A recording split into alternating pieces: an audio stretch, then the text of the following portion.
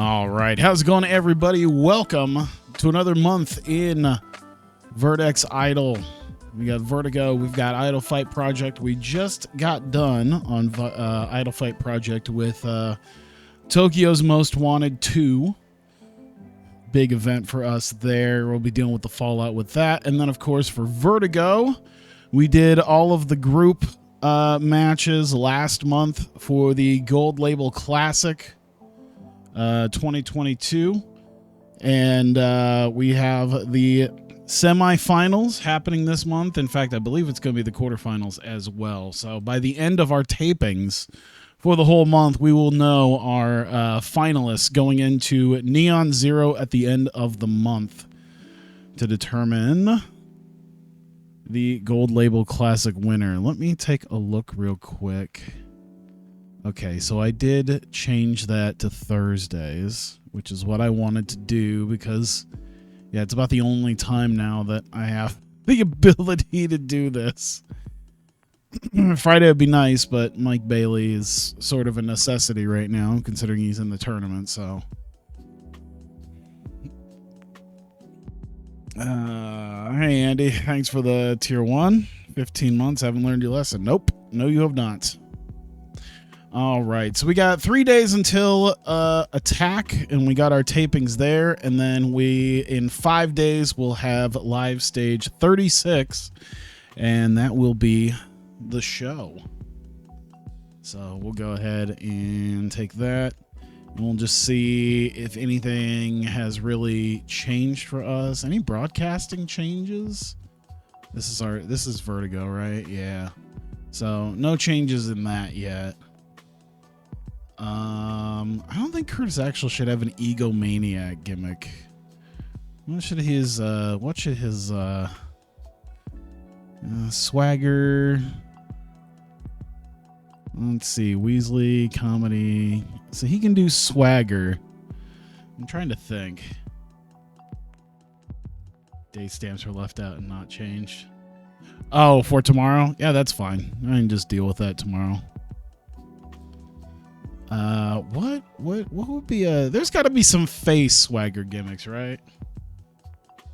Marco, first time watching the stream. Appreciate it. Appreciate you being here.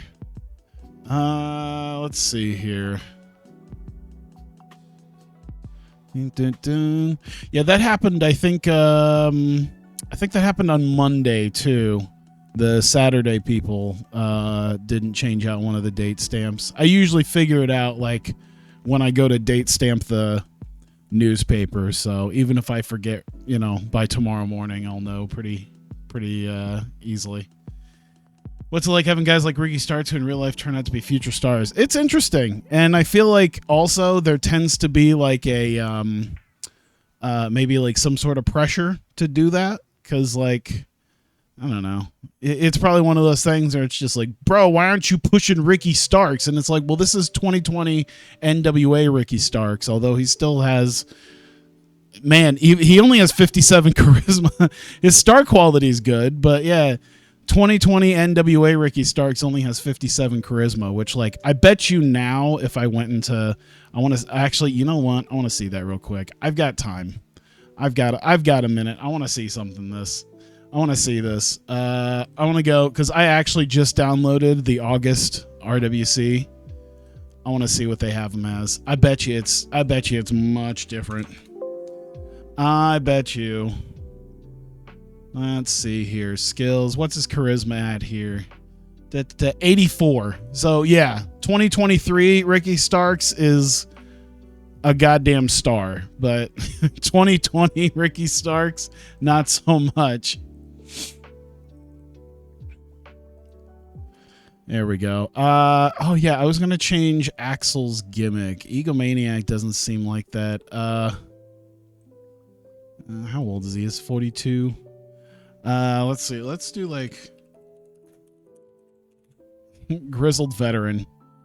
At least you know what? We'll put a little bit of swagger to it. We'll keep it a swagger thing, but he's got confidence because he's been to the big show. He's been in the big company for a while. He's not so much anymore, but he's been there. So why is he Curtis Axel too? Jesus Christ. Look at that. Look how easy it was to potentially make him a decent star. There we go. Is there a better picture of him too? I bet you there is. Let's see. Axel. I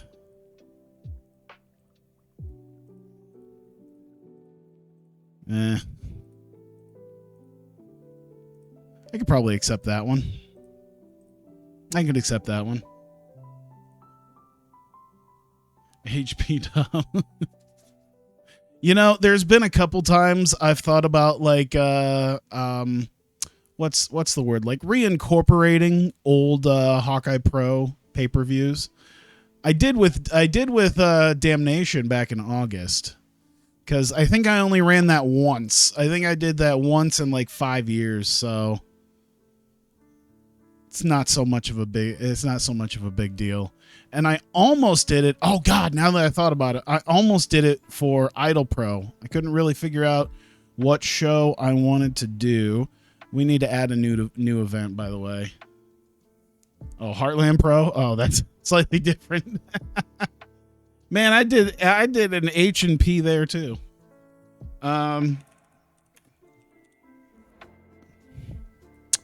Let's see. Oh, how long do I usually run these for? This is they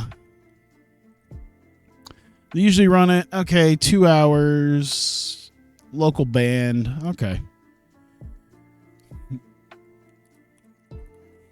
I just called it Step Up for now. I couldn't think of anything like super interesting.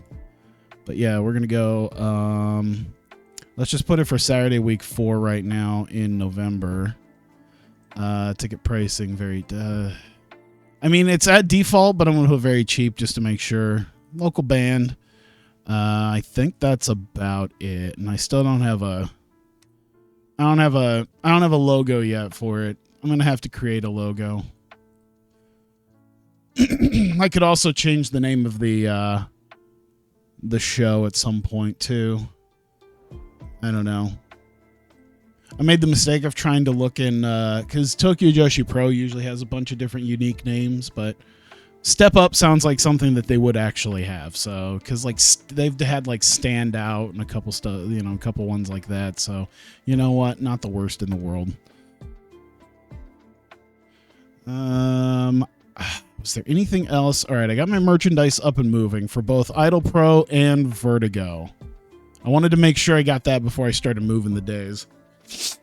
Because I'm going to start spending the money, the $2,500, to get it up to level 4. Because I did the calculations, I did the math, and yes, we will make money on that. Despite spending $750 a month, we will make money on it. So, yeah, keep that going at least.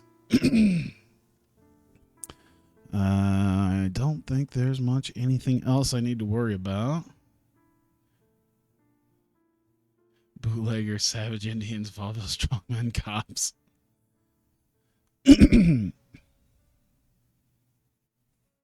It really helps when it's like the 1920s and it's just like, well, I can get away with anything. It's the 1920s. You don't have to worry about any of that. 2020s, I try to at least have, you know, some form of. I feel like I almost need new like gimmicks. You know, I don't have a lot of gimmicks. I feel like anymore. You know, like when I did Hawkeye Pro, you got, you know, I did. There we go. I did like superheroes and over the top villains, but then again, Marvel movies were in vogue at that time, and Marvel movies are on the way down at this point. So I don't know what would be the next thing. NPCs, should I have someone come out there and then you just throw money at them and they do like some sort of TikTok NPC thing?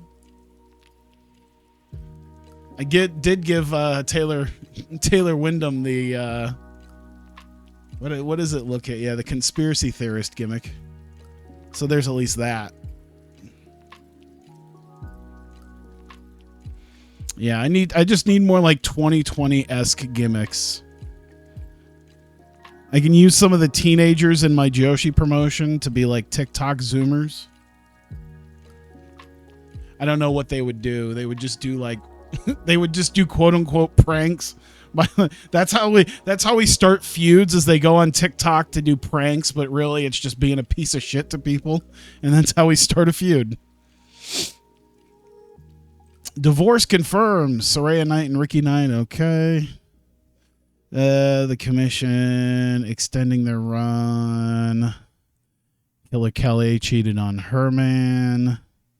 Backers, they still said the Dragon Gate is still bringing in people. I'll believe it when I see it. There we go. I got enough Japanese women. I could always do some mukbang or mukbang or however they call it, mukbang.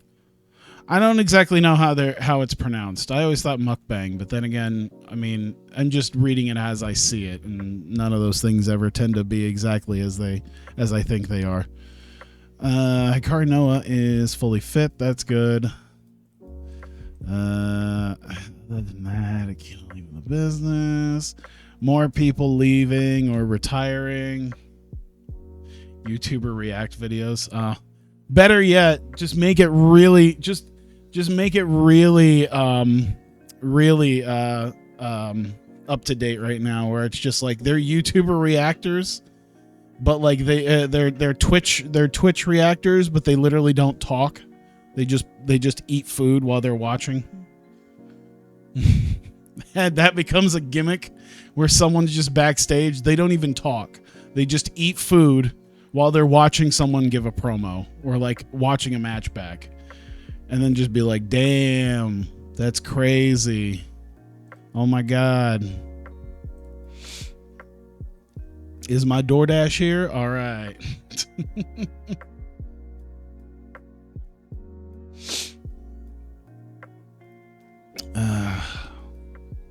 I can get a DSP gimmick. Have like a wrestler that comes out every time he does his entrance. Every time he does his entrance, he begs for money. Says that he's going to eat lunch meat sandwiches if he doesn't get paid for his part in this match. And then every 3 minutes in the middle of the match, he does like a headlock takeover and headlocks somebody on the mat. And then he once again reiterates that he needs tips in order to get his way back home.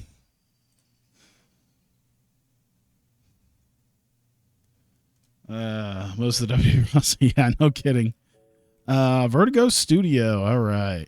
148 fans, not the greatest, but actually that's a little bit more than what I think we would get here. Let me see.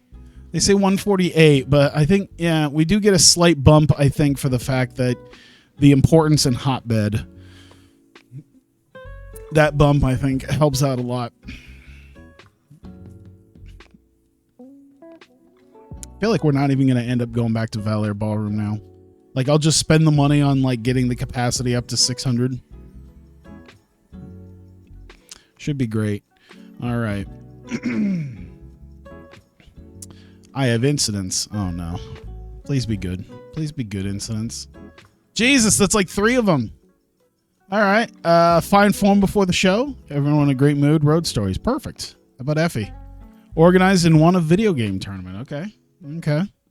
Mike Bailey and Scott Armstrong making a mess backstage, not cleaning it up, annoying everyone else. That doesn't feel like a Mike Bailey thing. It doesn't feel like a thing that Mike Bailey of all people would do. I just have a feeling. All right, so let me start copy pasting these angles in. So that's 3 minutes. It looks like Commissioner Nick Dinsmore and minor success in the storyline there. Add another angle. There's just 1 minute. There's gonna be a lot of 1 minute promos, I think, because I gotta squeeze in some some like serious stuff here. Well, not serious stuff, but like a decent enough matches where it's just like I want to give them time. I don't want to give them like 9 minutes. So we're gonna have to really just boom, boom, boom our way through a lot of this, especially this month because we got big stuff going on. So let's see here. Microphone. Minor successes there. You know what's funny is because running. By the way, the running. I don't think it's here, but running a 2020, running a database on 2020 on 2023 is bonkers. When I think for the fact that I still haven't done it yet, but I could hire the acclaimed for like $20 each because 2020 they were just not over. They weren't. They were dark guys who weren't even barely on AEW at that time. Like, so I could literally rebuild them in my own image. It could be fantastic. All right, 1v1. But watch the YouTube for years now. This is your first stream. Well, appreciate you being here, Mr. Watt. Let's see here. So we've got all right, so we're doing group 3 and 4 right now for our first match. So our first of the gold label classic, not semifinal, quarterfinal. All right, so we got the quarterfinal there, 16 minutes total. Ricky Starks taking the win over Shelton Benjamin. Open match, decisive win, and away we go.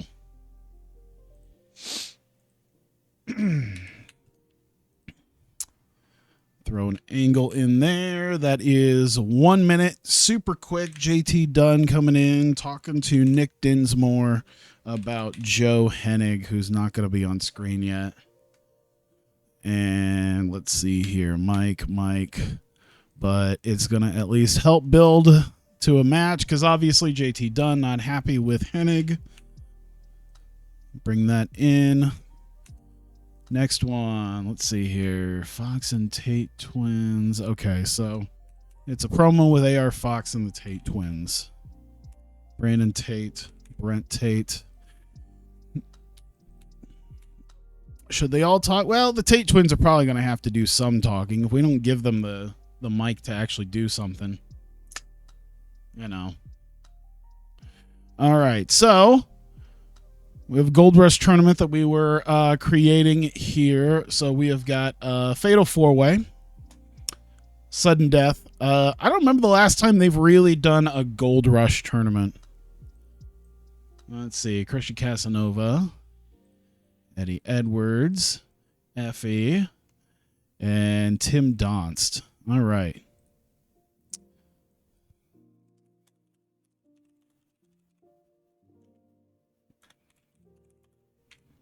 There we go.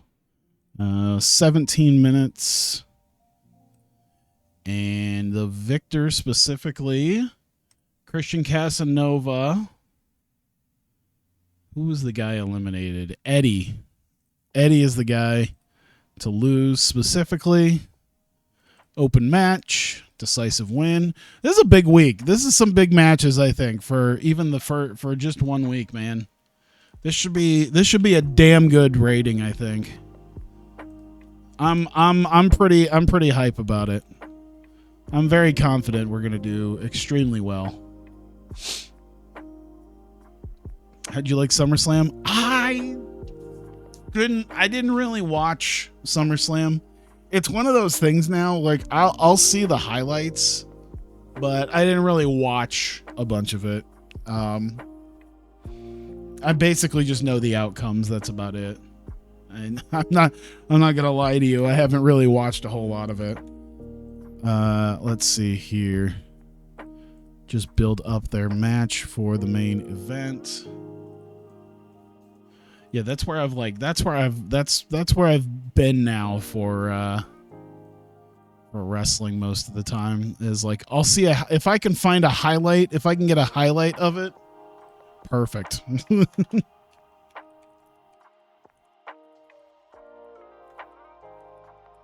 There we go. And we're looking at 18 minutes. We're looking at AR Fox. Open match. Decisive win. And there we go. And finally,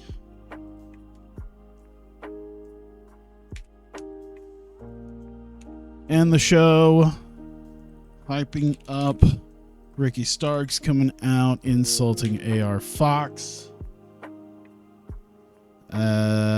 Just sell your match, but it'll at least bring that up there. All right, 60 minutes. We're good. 9 segments, 60 minutes. We've got episode 1 in the books. All right. We'll get a move on here. Okay, here we are. Vertigo Attack, episode 37. And we're going to open it up this month as we've got there are a set of tapings here leading up to Neon Zero. Starting off the night, Commissioner Nick Dinsmore coming out, and he's going to start the show, running down the fact that we will be seeing the rest of the Gold Rush tournament tonight, the first 2 quarterfinal matchups, and then announcing a Gold Rush tournament because, of course, at Neon Zero he plans on having Anthony Mayweather defend the Vertigo World Championship, and we will see a 4-man Gold Rush tournament starting tonight. It'll be Christian Casanova, Eddie Edwards, Effie, and Tim Donst. So this week, the loser will be eliminated, and then next week there will be a 3-way where the loser gets eliminated there. And then, of course, on week 3, we have the one-on-one between the 2 people who had not been eliminated yet, and they will face off for the number 1 contendership. So that's basically how that Gold Rush tournament works. We have a quick hype video showing off Ricky Starks' win leading to this quarterfinal matchup, and then Shelton Benjamin's as well. And that is the first match up here. Exceptional match, just over 14 minutes. I gotta change the Buster Keaton to the Rochambeau because that's what it's called now. I gotta change that. Someone remind me because I'm gonna forget. So Ricky Starks ends up beating Shelton Benjamin and moves on to the semifinals of the Gold Label Classic. Who will he be facing? We will find that out in tonight's main event. As Nick Dinsmore is in his office, JT Dunn shoves his way in and gets in Nick Dinsmore's face about Joe Hennig. He's been waiting, and he cannot wait any longer to fight Joe Hennig after his constant interference. Dinsmore promises he will be getting a hold of Joe Hennig, and he will get him here for a match next week. So we will be looking forward to that. And we got AR Fox backstage with his boys, the Brandon and Brent Tate. They're torn about going through Tirade tonight. Of course, AR Fox, he doesn't like going through originals of Vertigo. He has some respect for Tirade, but unfortunately, it is what it is, and he is going to have to plow through Tirade to get to the finals of the Gold Label Classic, or at least the semifinals of the Gold Label Classic. And we get to... Here we go. We get to our first round in the Gold Rush tournament to determine the number 1 contender to the Vertigo World title. Superb Wrestling, good heat. Went just over 13.5 minutes. Christian Casanova pins Eddie Edwards, one of the weaker links. I mean, it's very iffy, but nonetheless, Christian Casanova pins Eddie Edwards, which means that Eddie Edwards will be eliminated is the first person eliminated from the Gold Rush tournament. And of course, next week we'll have Christian Casanova, Effie, and Tim Donst in a triple threat sudden death match. And then, of course, after that, a singles match. So there you go. Eddie Edwards eliminated there. Quick hype video showing Tirade, his win in the group stage, as well as AR Fox. And it's leading up to tonight's main event, where we have AR Fox beating Tirade in just over 15.5 minutes. and he will move on to the semifinals of the Gold Label Classic, where he will face Ricky Starks. So we have at least the first side in the books for sure as the Gold Label Classic. There, we'll have the next two quarterfinal matchups next week. And with that, Ricky Starks comes out with a microphone, insults AR Fox because he talked about running through Tyree and then running through Ricky Starks. And Starks feels a bit insulted that he thinks that he could just run through Ricky Starks. And AR Fox will learn in just a couple weeks when they face off in their semifinal match. Big Show 62. Goddamn. Fantastic first show. We move on to show number 2. All right.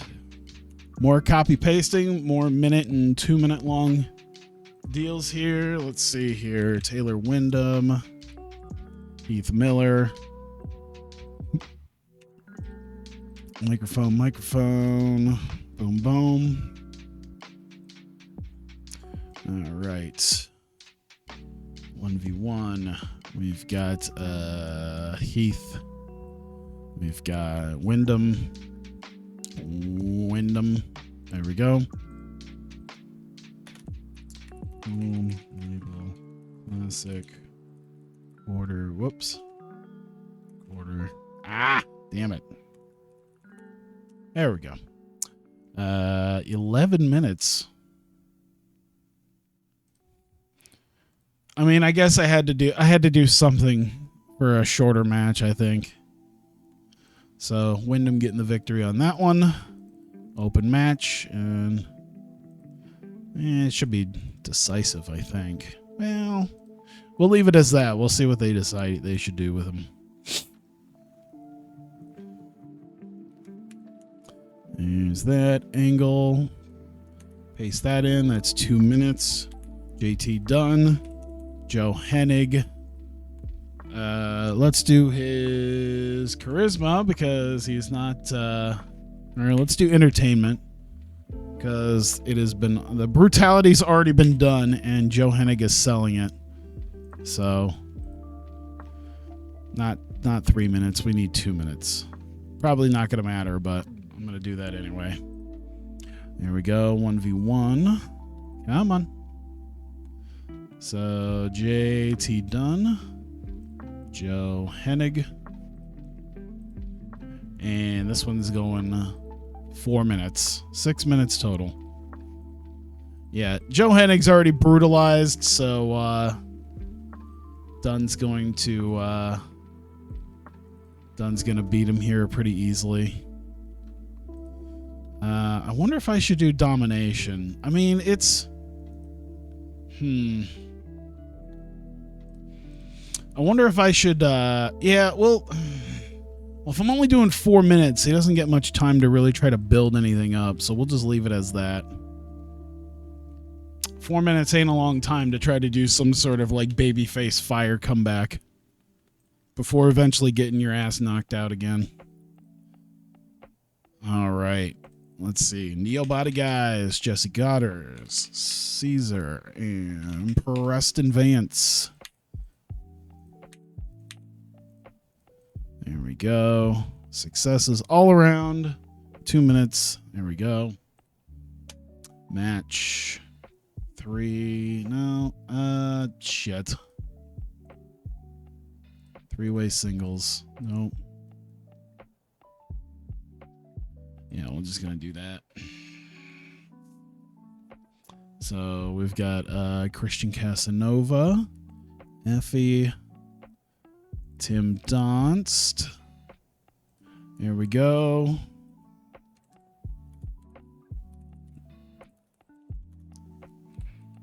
Gold Rush round 2. We're going 13 minutes on this one. And we've got Effie taking the win. And who was the Tim Donst taking the loss. There we go. we'll do open match and decisive win. There we go. Let's see. A couple more quick angles thrown in. This one. 1 minute. Mike Bailey. Josh Alexander.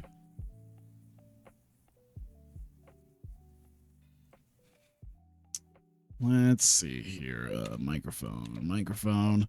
1 minute to just show these guys' history with one another before their, along with their wins before their match here. There we go. That should help. Let's see here. So yeah, Josh Alexander, and Mike Bailey. There we go.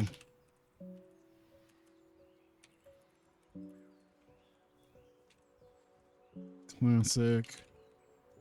Quarter final.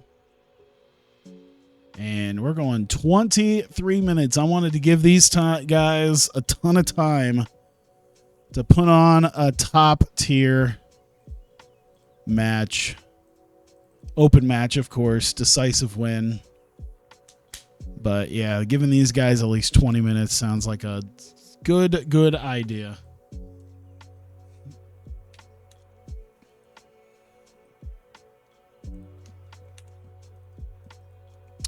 Then we got to get Taylor Wyndham out here to rant at Mike Bailey. And that's pretty much it. We'll do his acting because he's going to look a bit dumbfounded, but there you go. 60 minutes, 9 segments, and we're done. Perfect. All right. All right, Vertigo Attack episode number 38. It is the second of the 4 taping weeks. Start off immediately with a hype video, quick 1 minute hype video showing the wins that led to both Taylor Wyndham and Heath Miller getting to the quarterfinals of the Gold Label Classic. And of course, that will be tonight's opening matchup. It is the third of 4 quarterfinal matchups for the Gold Label Classic. Just over 9 minutes with the Truth Bomb. Taylor Wyndham defeats Heath Miller. Pretty good chemistry and lifted the match. That is fantastic. And so Taylor Wyndham moves on to the semifinals, and he will be facing the winner of Mike Bailey and Josh Alexander tonight. The winner from tonight's main event, Mike Bailey and Josh Alexander. And we immediately get JT Dunn, who we got the cameras backstage. JT Dunn has found Joe Hennig and has already beaten the crap out of him as he's dragging him from the back down the ramp and into the ring. And Heath is following. Oh, I should have put that in there. Heath is following, but Dunn yells at him. Oh, okay. So this is as Heath Miller, is still recovering. So Heath is beyond himself as JT Dunn has dragged Joe Hennig out, and he's basically out in the ring. He's still trying to get his bearings as he takes the ref, forces him to ring the bell, and it looks like we're going to have the match between Dunn and Hennig. An extremely short match, didn't really mean a whole lot. Just under 4 minutes. Joe Hennig did what he could to try to come back. Wasn't really hardly anything he could do. JT Dunn had already beaten the tar out of him for it. So puts on the elbow pad, discus elbow, death by elbow, right to the back of the head. Joe Hennig is out, and JT Dunn gets a quick win in under 4 minutes. On a lighter note, we go to the Neo Body guys who, as noted a few weeks ago, had won a number 1 contendership match to challenge for the Vertigo tag titles. And they will get their tag title match next week against Tankman and Lamar. I believe that will be Tankman and Lamar's first official defense. But nonetheless, sorry to leave so soon, got work. Oh, I understand. Have a good night. Appreciate you being here. I also got work to worry about here, which is why I try to get this done semi-quickly. Try not to drag it out too long, but appreciate you being here. So yeah, the Neo Body guys, they are tanned. They are waxed. They have put some baby oil on themselves. They are ready to go. They are shiny and ready for their tag title match next week, as they will be challenging Tankman and Lamar for the Vertigo tag titles. And let's see here. We get round number 2 in the Gold Rush tournament to determine the number 1 contender and the challenger to Anthony Mayweather's Vertigo World Championship. And Superb Wrestling Good Heat Effie ends up doing the Cobra boot to leg DDT and pins Tim Donst in just over 10.5 minutes. So valiant effort by Donst, except he is the man to go down. And that means next week, to determine the challenger to the Vertigo World title and the number 1 contender, it will be Christian Casanova versus Effie. And so we will find out who will be challenging Mayweather next week in the Gold Rush final. Quick hype video between Speedball Mike Bailey and Josh Alexander, not only going over the wins that got them to where they are, but quick rundown on the history that these guys have had in their title matches in other promotions, namely Impact, leading up to tonight's main event, which we get that here. Superb Wrestling in Great Heat. 20.5 minutes. Mike Bailey hits the shooting star knee drop in a hard-fought bout against Josh Alexander and gets the win. And that means Mike Bailey is moving on to the semifinals of the Gold Label Classic. Fantastic match. 68, I think, is probably one of our best matches we've had, too, at least in Vertigo. So I got to say, that's quite good. As he's celebrating, Taylor Wyndham comes out. He's got his papers. He starts ranting at Bailey about conspiracies. And the show basically hits the end credits and fades out as Wyndham is still yelling at a dumbfounded Mike Bailey. But they will be facing each other in the semifinals.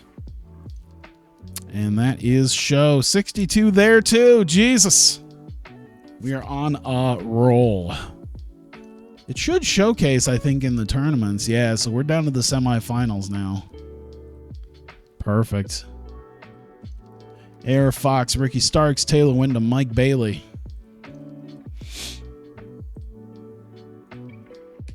All right. Nope, not a match. Angle.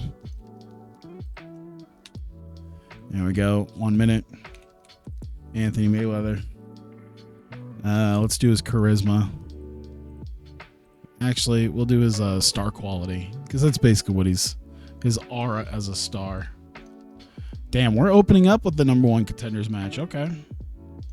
That's probably for the best, now that I think about it. Probably for the best. Well, we'd probably put the tag titles on first, but that's all right. I wonder if I should change that around.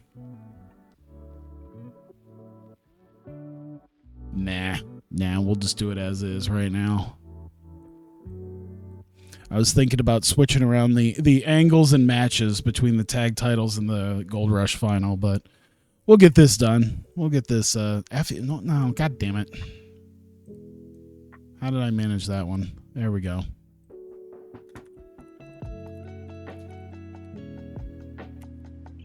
Oops. There we go. We're looking at 15 minutes. We got Effie. We got an open match. We got a decisive winner.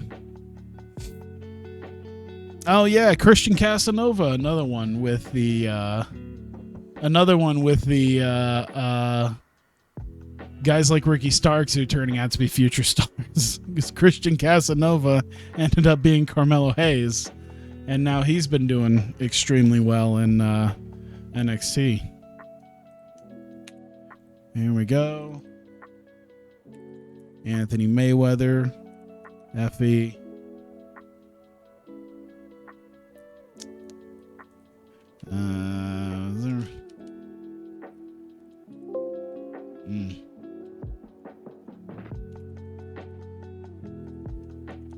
It's going to bother me. There we go. 2 minutes. Selling and charisma, I guess. Acting, maybe. Yeah, we'll do that. Minor success, minor defeat. There we go.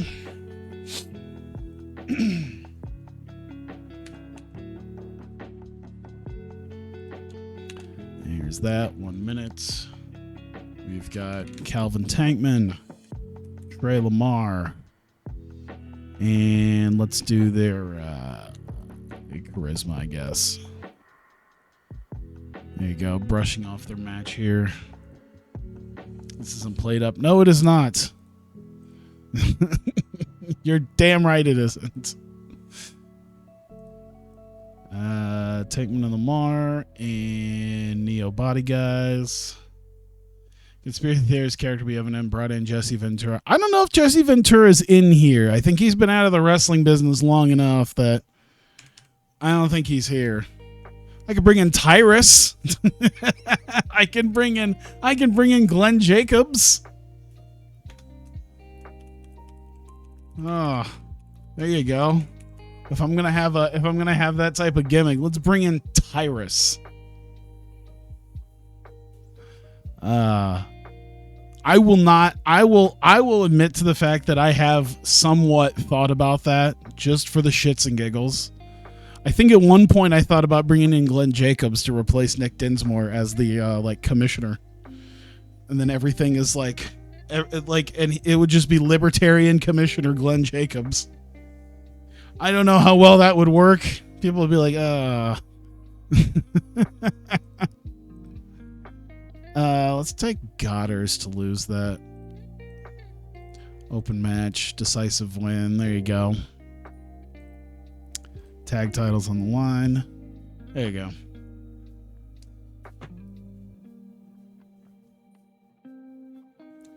Bring in AJ.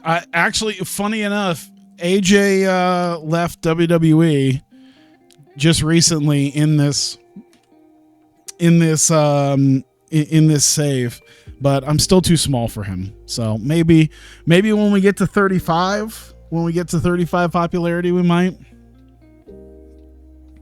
I hope to just be big enough that AJ Styles is like, all right, yeah, let's do something. Let's see, one called Manders and Pero, and these guys just fight. There you go. Boom, boom. That 1 minute. AR Fox, Ricky Starks, just microphone. Well, you know what? I feel like this dotes more on their star quality. If we're doing something that doesn't require them talking, it's more just on their. I don't know what AR Fox's star quality looks like. Yeah, it's not great, but I think we could probably get away with it. Ricky Starks is good. Even 2020 Ricky Starks. All right, semi-finals.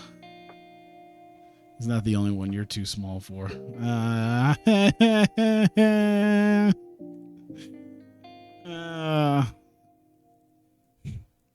All my Joshi waifus.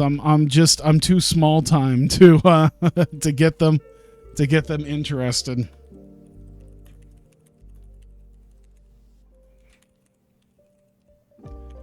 Oops. There we go. 23 minutes, so they get some time too. All right. Here we go. Open match. Decisive finish. Let's do it. Good. And he's willing to put him over too. That's good. Solid.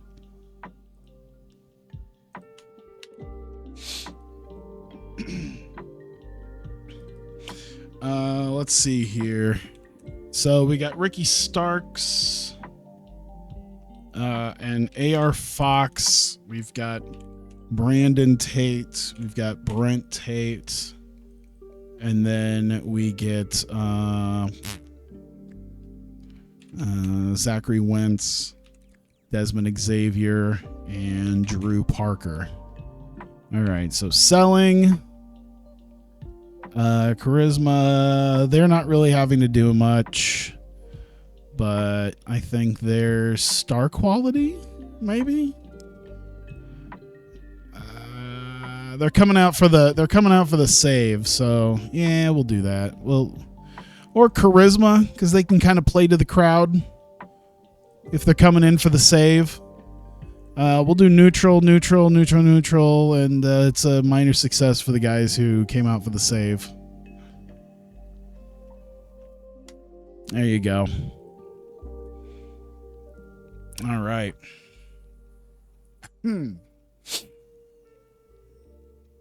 And I think we're good to go. 9 segments, 60 minutes. Yep. All right. Moving right along. I've been able to knock these out in about 15 minutes. That's pretty nice. All right. Vertigo Attack episode 39, the third of 4 weeks being taped here.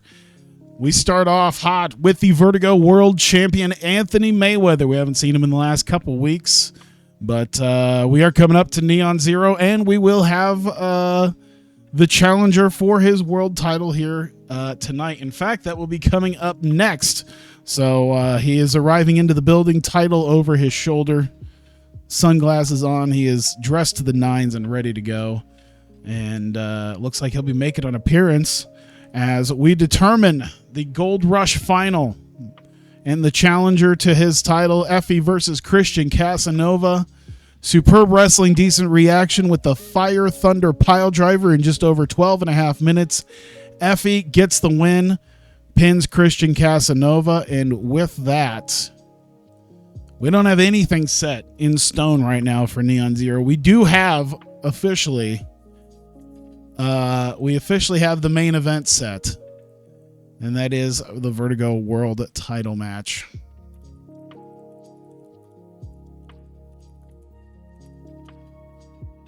So there you go. Vertigo World title. And I think we're good. So the first match is set, and it's the main event. There you go. Anthony Mayweather versus Effie. Speaking of, Mayweather comes out, faces Effie down into the down in the ring. They have a bit of a stare down. Anthony Mayweather puts out his hand to shake hands, and Effie looks to shake his hand. And he looks to gets ready to leave, Mayweather blindsides him with the Vertigo World title, lays him out, and then leaves the ring, leaving him laying.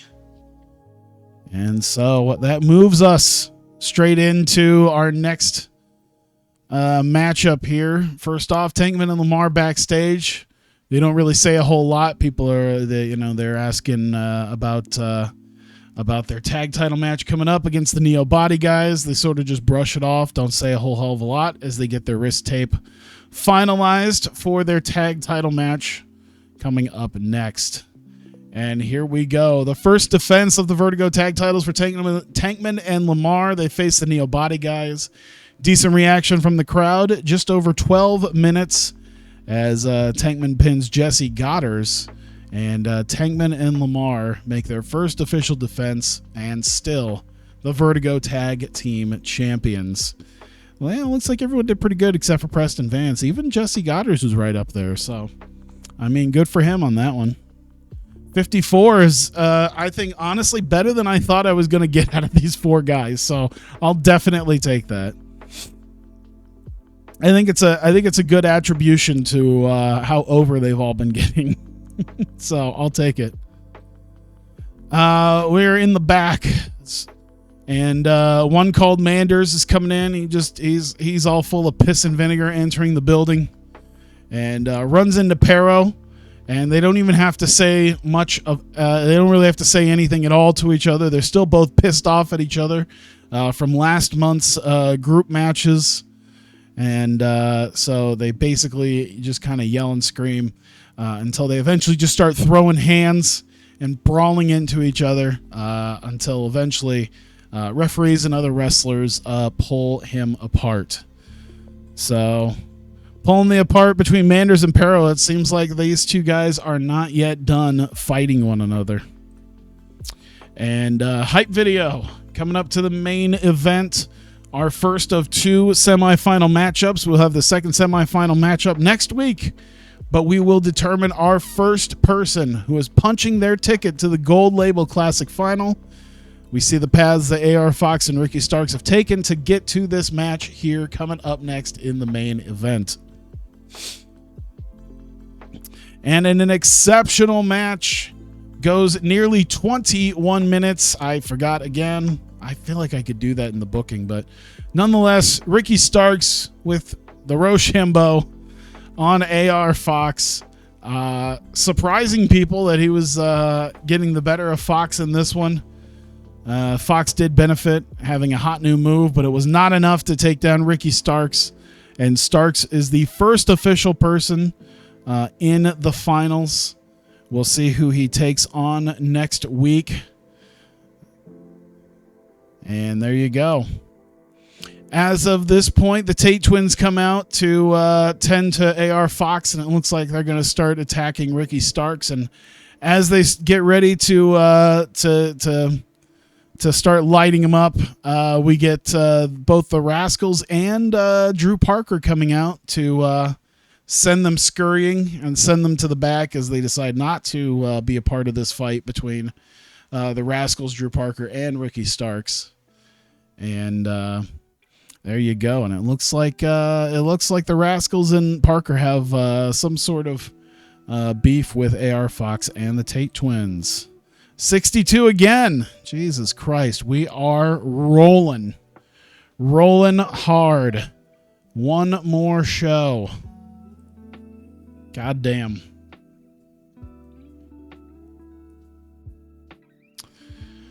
Oh, all right. 11 segments. Jesus. I pretty much max it out at 12. So if I get more than 12 segments, I don't know what I'm doing at that point. Let's see here. Nick Dinsmore. JT Dunn. And we're talking his microphone and his... let's do his charisma. And there you go. And Joe Hennig, who's not there. And does he get anything off of it? Nah. Probably not even a worry. We should even worry about that. All right. Well, we need a challenger for the Heritage title. So on the fly, we got ourselves a contenders match for that.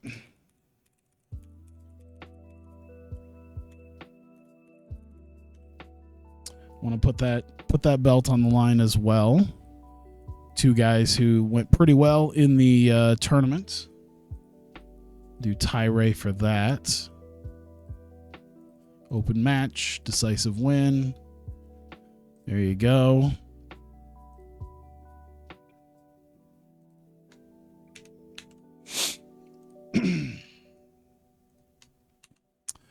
And 2 minutes. Tyray hyping it up against Matt Cardona, who's not there, I don't think. Nope. And so we do entertainment, but builds them both up. So there you go.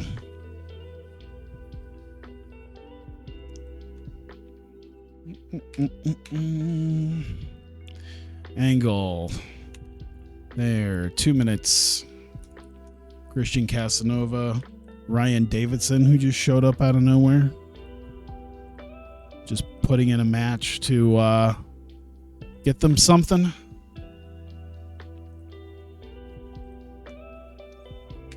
Let's see here. 2, 2, 1. Okay, yeah, so we did 3 angles in the middle of this. That's fine. Eric Cannon, Griff Garrison, JJ Garrett, and Nick Dinsmore.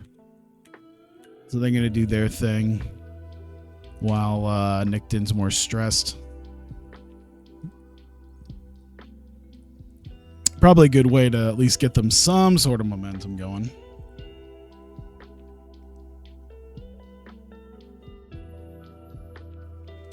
Let's see here. We need... Well, even though they just fought for the tag belts, they're going to do the tag titles again, I think. But it's not going to be right now.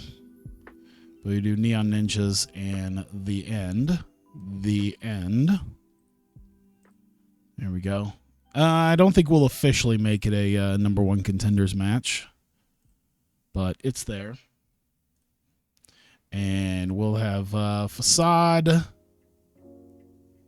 Pero will be the one to go down. Open match. Tainted win, as there's outside interference on Pero from one called Manders.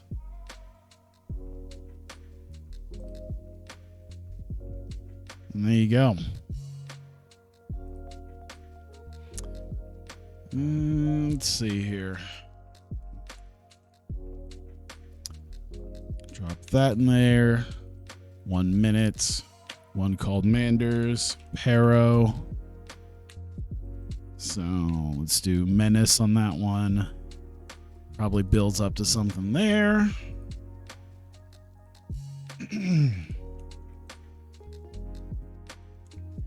Drop that. 2 minutes. Effie talking about Anthony Mayweather. He is not on screen for it. It is just a promo, but builds them both up for their title match.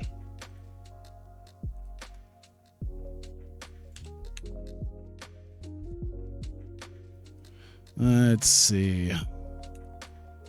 There's that. Lockhart Inc. Darius Lockhart. Timmy Lou Retton. Jerome Daniels. You know, I feel like there's a point where if I got guys who are somewhat stagnant and I don't have anything for them, honestly, I feel like there's probably a certain point I'm just going to have to start cutting people loose. I mean, I've been doing it, you know, just mysteriously cut, Marty Martinez and Sabby and some of these guys. It's just like, well, I could trade them in for... Can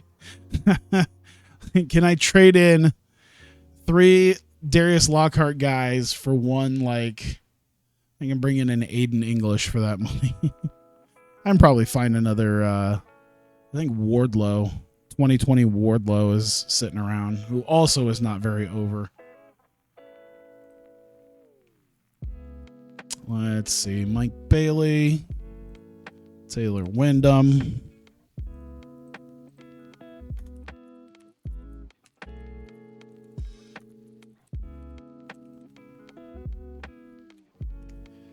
Was that a double? No, that was a single. Okay. 17 minutes.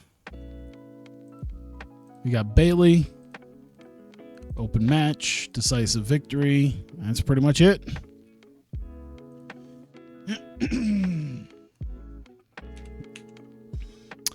And then finally, we get the showdown to end everything, to get the hype going. Ricky Starks coming out, Mike Bailey. We get the stare down to end the show. Boom. Save that to be sure. 60 minutes, 11 segments. We're good. Good. All right, start the show.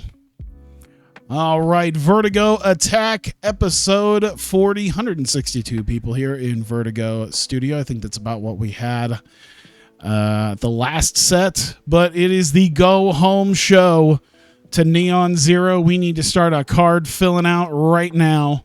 We start off, of course, Nick Dinsmore, who is not happy about JT Dunn and his assault of Joe Hennig, leading to their quote-unquote match last week.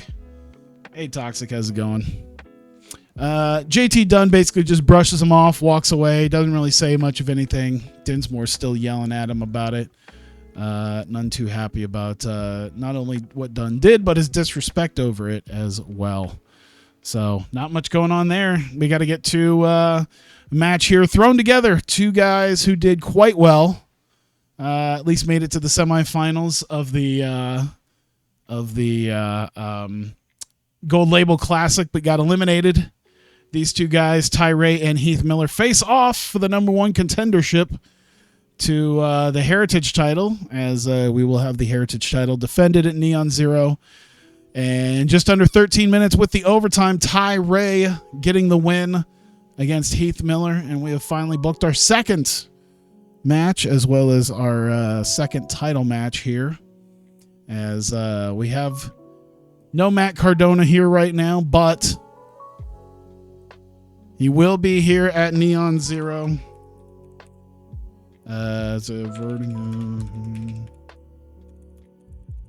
There we go. I had to think about it for a second. But he will put the Vertigo Heritage title on the line against Tyree at Neon Zero. All right. We've got that taken care of. Tyree, of course, grabbing a mic. Wants to speak his mind for a couple minutes. Not happy that he wasn't able to move on to the semifinals and beat AR Fox, because he felt like he could probably have beaten Ricky Starks.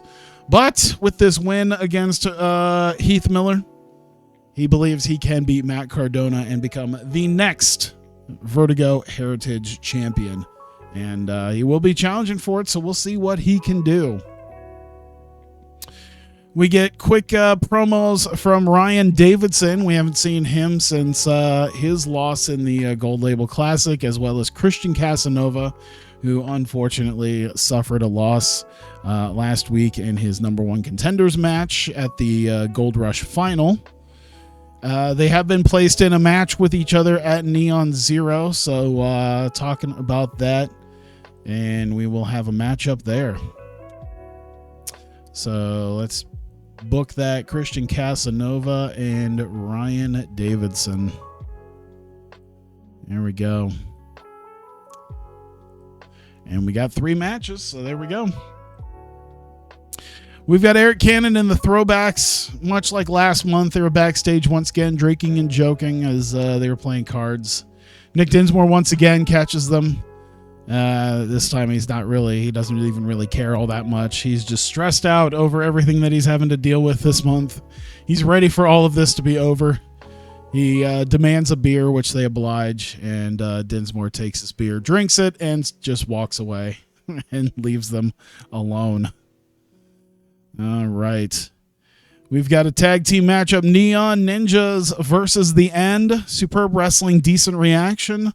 Went just under 12 and a half minutes. It looked like The End might be able to get a win on the Ninjas, but one called Manders, who's been having problems the last month with Pero, interferes, and it allows Facade to hit the Ara Shikage driver on Pero and get the win. And Neon Ninjas with a solid win here. And they announce, while it wasn't officially a #1, let me make sure that I even planned on doing that. Yes, while it wasn't officially a #1 contendership match, it has been decided that they will challenge Tankman and Lamar at Neon Zero. We will have a tag title matchup for them. Oh, that's not one-on-one.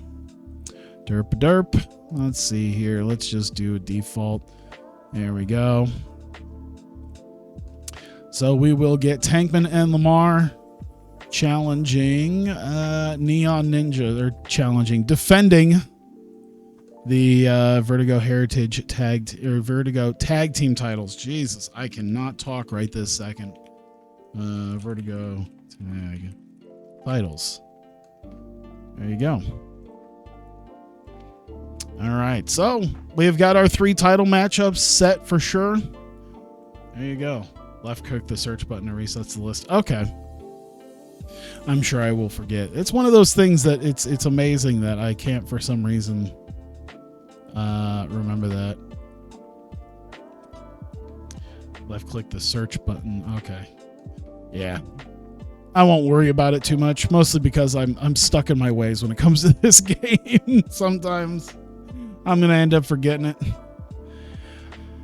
So yeah, one called Manders mocks Pero, and Pero is pissed off.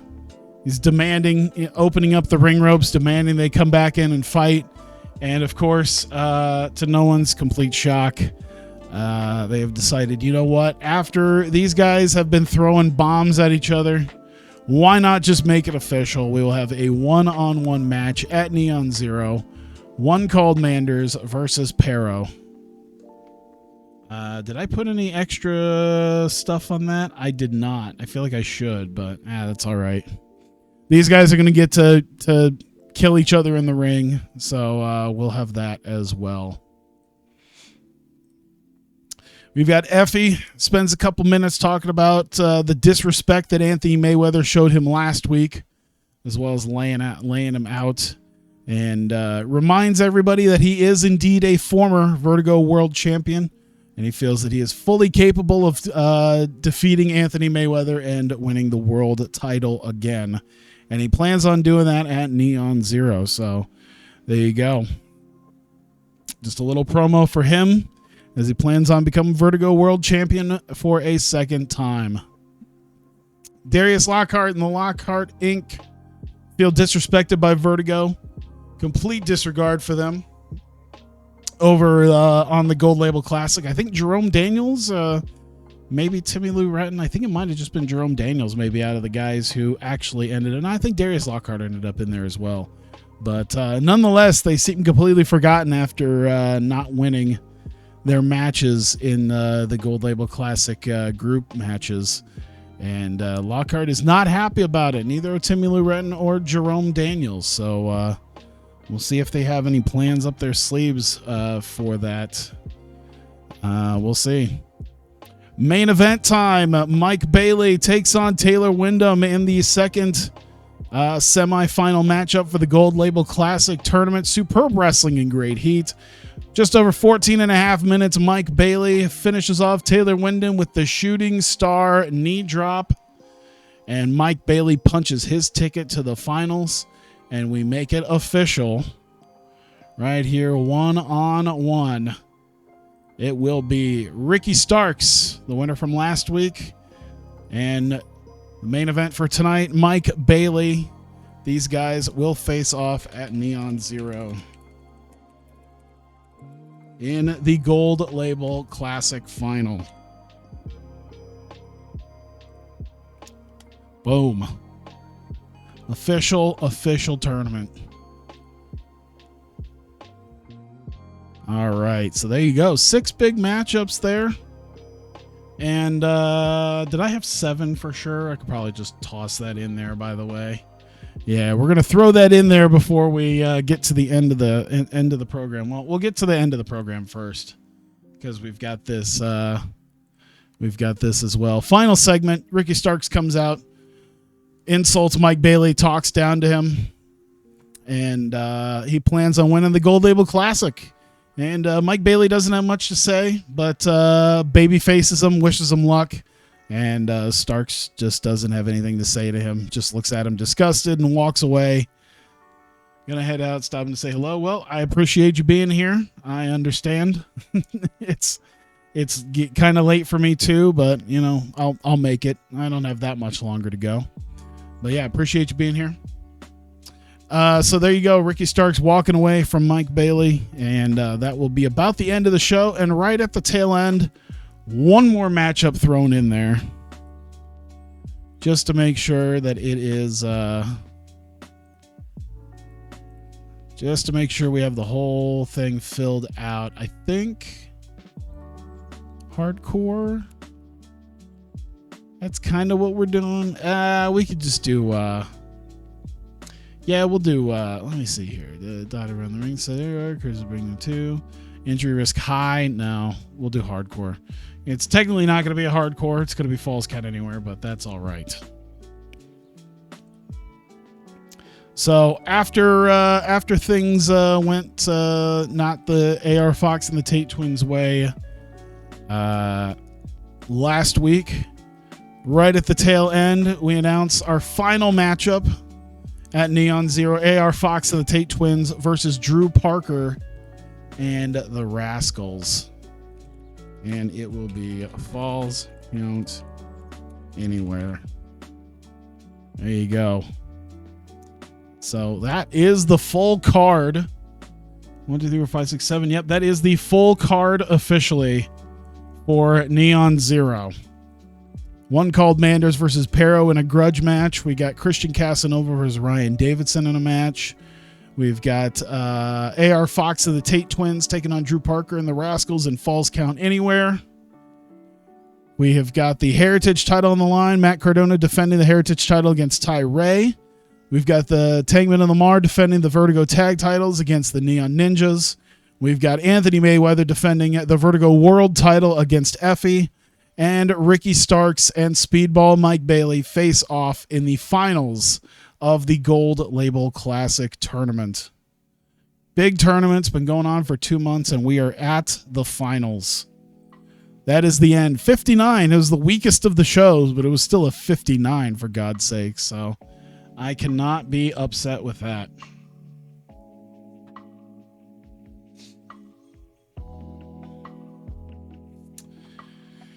Let's see here.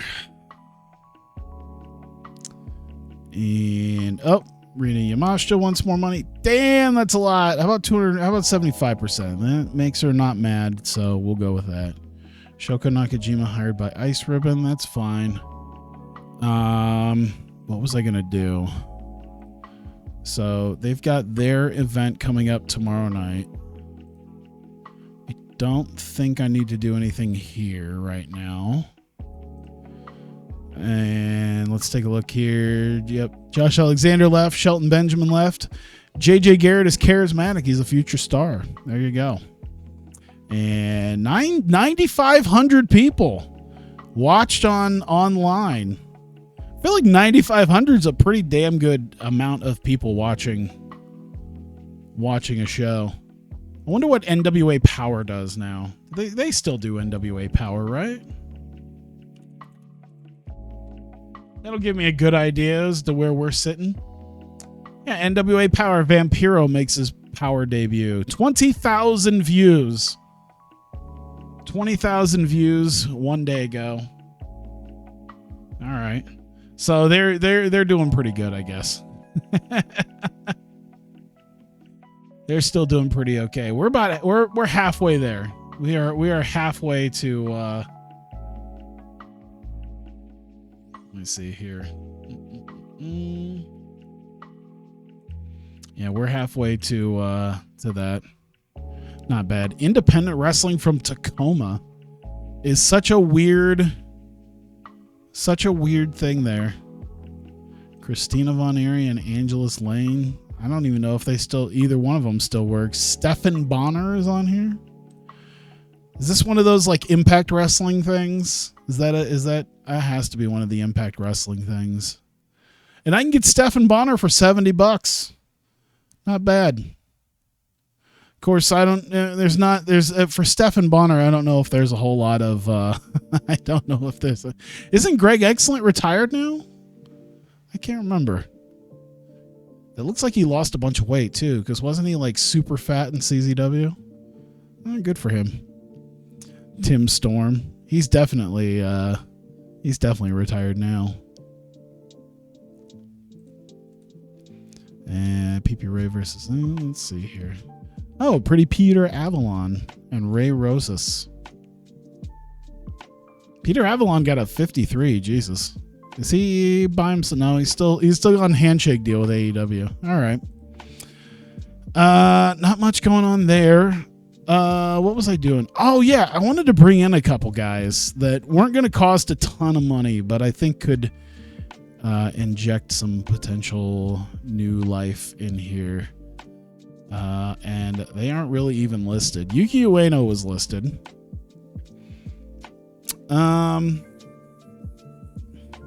I guess I'll cover his travel costs. I think it's like what, 200? It's not bad. So we do that, and then I don't have him listed. I don't have him on my short list for whatever, but Shun Makatsamata was also around. Oh. Hey. Come work in America. There you go.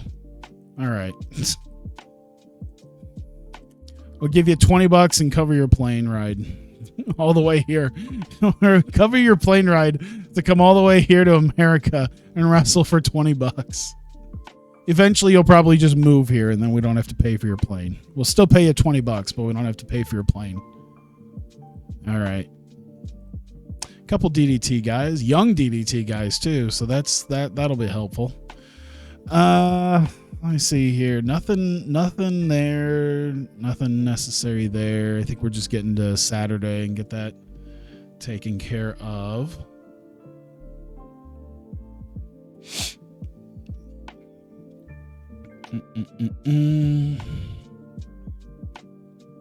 Taking a while now.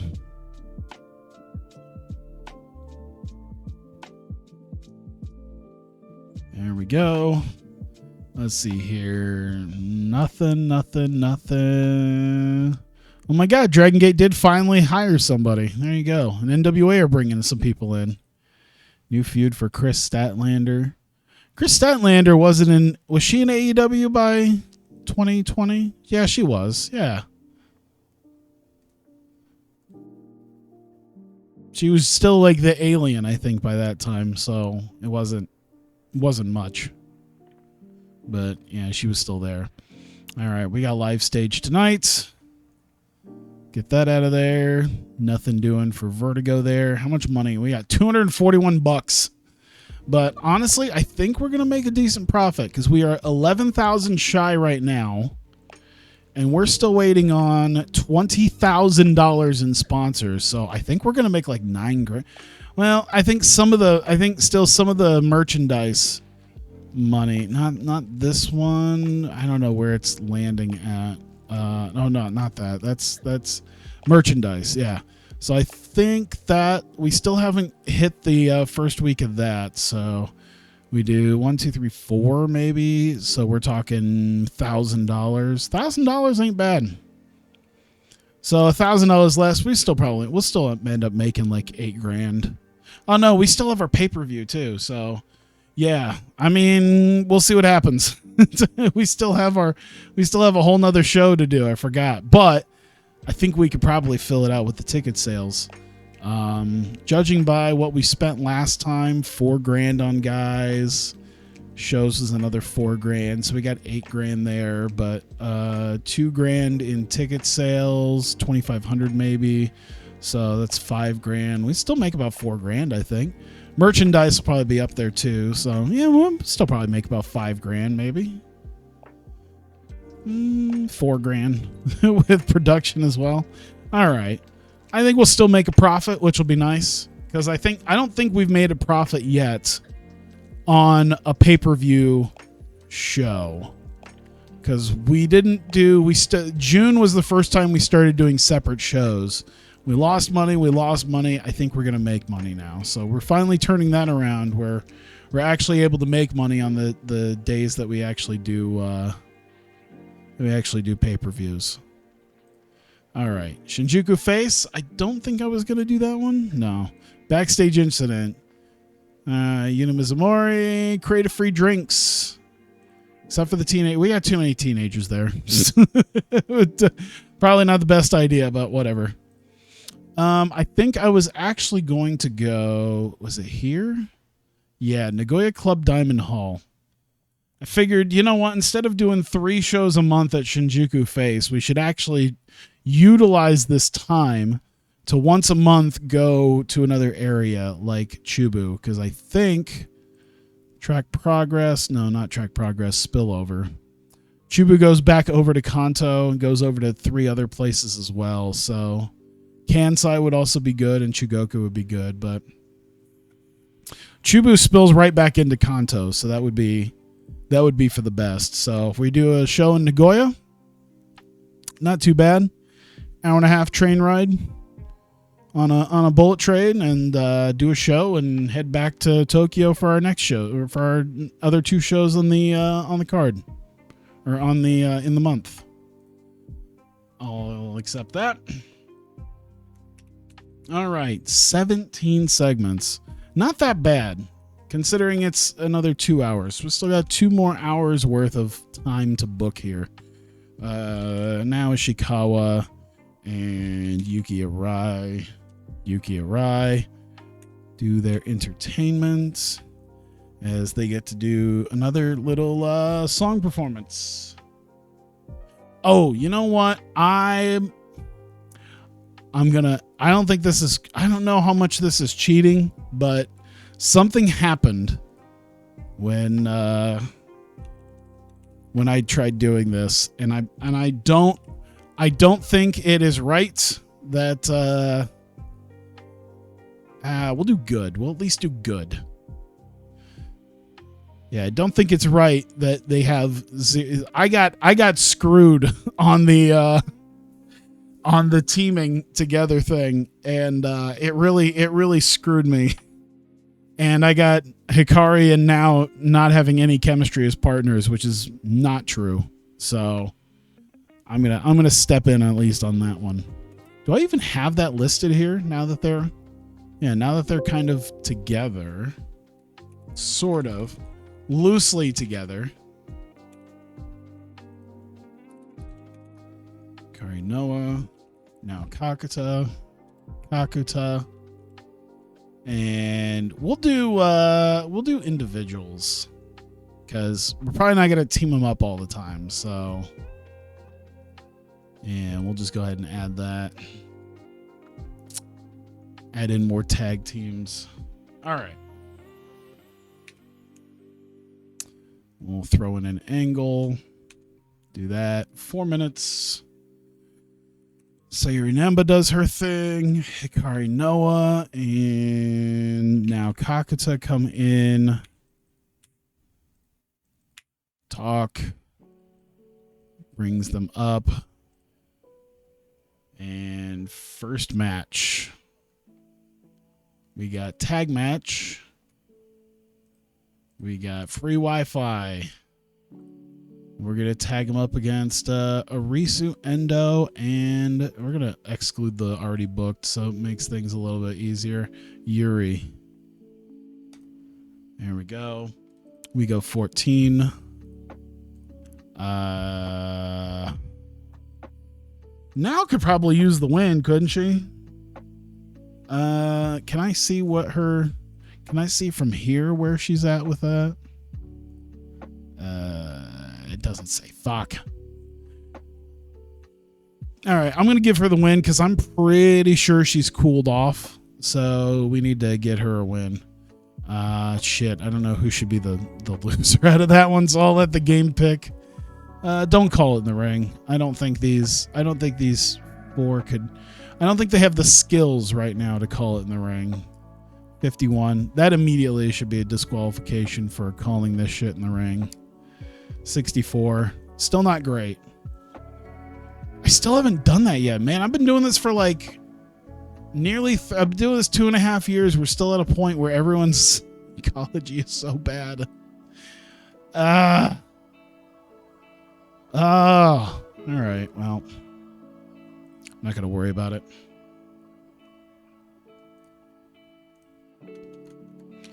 AC, angle, do that. It is 2 minutes. Sayuri Namba out again to talk to Hikari, and now, and this time they're gonna act. Minus success. It's gonna be about Jungle Kiona, who's not there, but it's gonna give her some heat. There you go, or some momentum at least.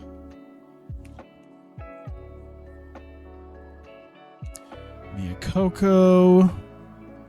So Miyako Matsumoto with Chie Koishikawa. That's 3 minutes. Entertainment for both. Kind of build them up.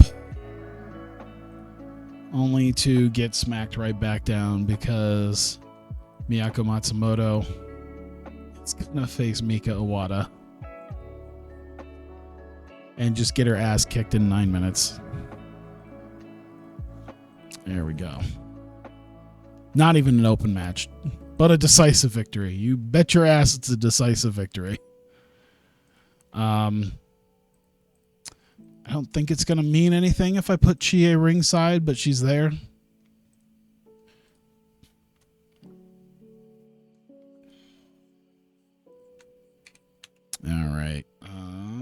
Make sure we're on the right segment. We're on segment 7. All right, cool. That's exactly where we need to be. 2 minutes. Momo Watanabe vignette. Minor success there. Should it be her acting? What's Momo's skills look like for some of these things? Could be her acting we could do. We'll do entertainment. Or microphone. Considering it's a promo. It's a vignette that's playing a character. We'll do acting. It's always why, even after all this time and doing all these different shows, they still have problems figuring out what I want to utilize for what promos. All right. 3 minutes. It's about Ram and Unimon and their new friendship that they have had. There you go. In fact, I think I had some teams to throw in. New teams. There we go. We got Ram. We got Unimon. I'll make it a unit. Or maybe individuals. We'll do individuals for right now, because they're definitely individuals. They're loosely there. And we'll see how well this team does.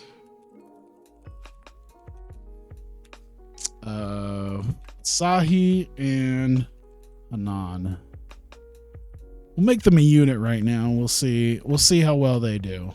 We got a lot of teams now. 1, 2, 3, 4, 5, 6, 7, 8, 9, 10, 11, 12 teams.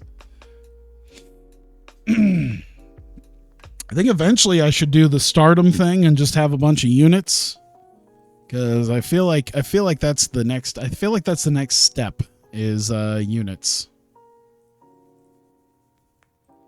All right, so we've got JD Lionesses and we've got Pineapple Devils. We've got 13 minutes. We have got I cannot see. Damn it. All right, we'll play by ear who probably needs it. I'm going to say Hanan probably needs it. And you know what? Let's give it to Ram. Let's have Ram take a loss. She doesn't lose too often. We'll do open match. We'll do decisive win, but it is a flash pinfall. Yeah, who could use the... let me look. Who could use it? Very warm and cooled. So yeah, Hanan can definitely use the win. Segment 10. There we go. Drop that in. 2 minutes. We've got Mesaruga talking. Vignettes. Okay, so yep, it's basically just we'll do microphone. There you go. Another angle. 2 minutes. Drop that in. Saya. Okay, so this is Saya Kamitani talking. It's a pre-match, so she's out with the crowd. Entertainment, minor success. All right. And we got a 3-way dance. We have got Haran and Echo. We've got Honori Hana and Saya Kamitani.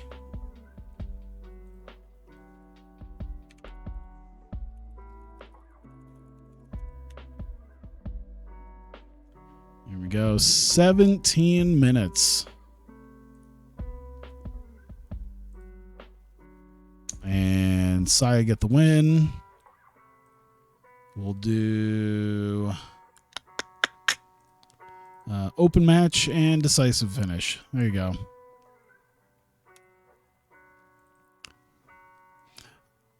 Means nothing, but it just weird pet peeve of mine to not have the right brackets there that I use. All right, so we are 12 segments in, segment 13. Perfect. All right, so I haven't skipped anything. I haven't missed anything. We have a 3-minute deal here with the strong kickers. So we need Yuki out Yeah, so we got Camille, we've got Mirai, and we've got why can't I? There you go, Marika Kobashi.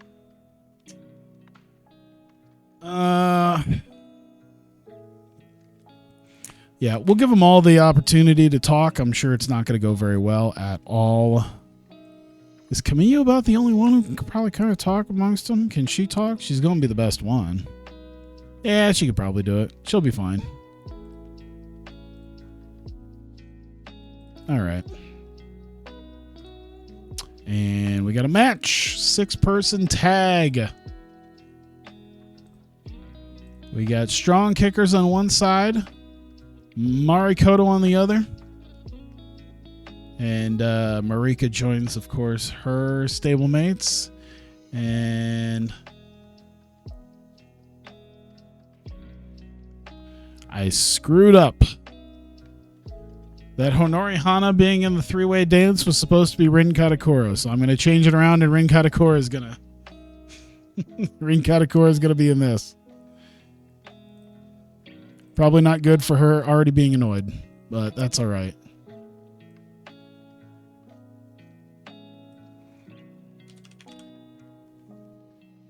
Uh, 15 minutes on that one. We've got, I don't think Kamiyu takes a lot of the wins, so we'll do that. Love her pin Rin Katakura. Open match, but a decisive victory, I think.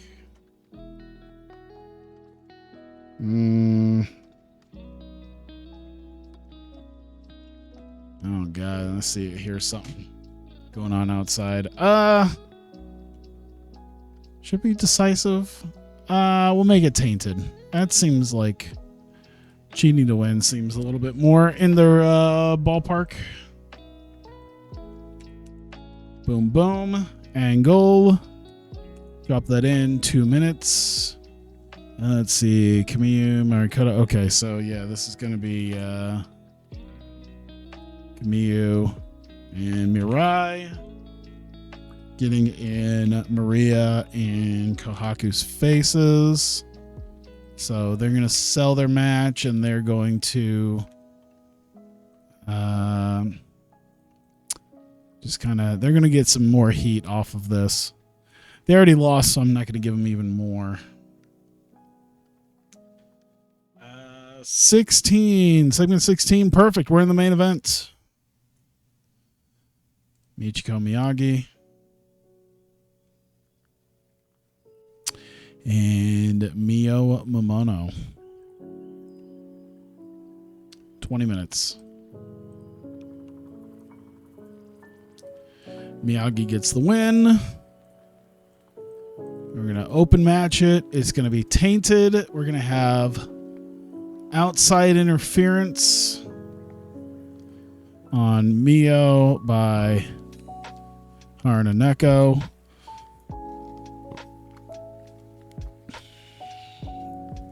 And I think that's about it.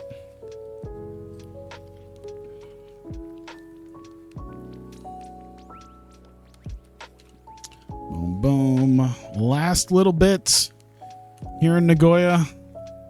2 minutes. Michiko Miyagi along with Haraneko and Abaddon. And she's going to talk, and they're all going to get a little bit of success off of that. 119 minutes. Is that what I planned on? Okay. I feel like setting one more minute on there somewhere. Let's roll with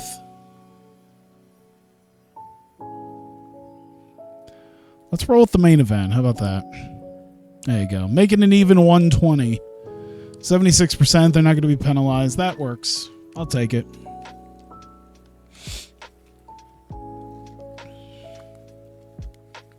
Honestly, what I'll do is I'll take a minute because I think we'll get to exactly 75% with this.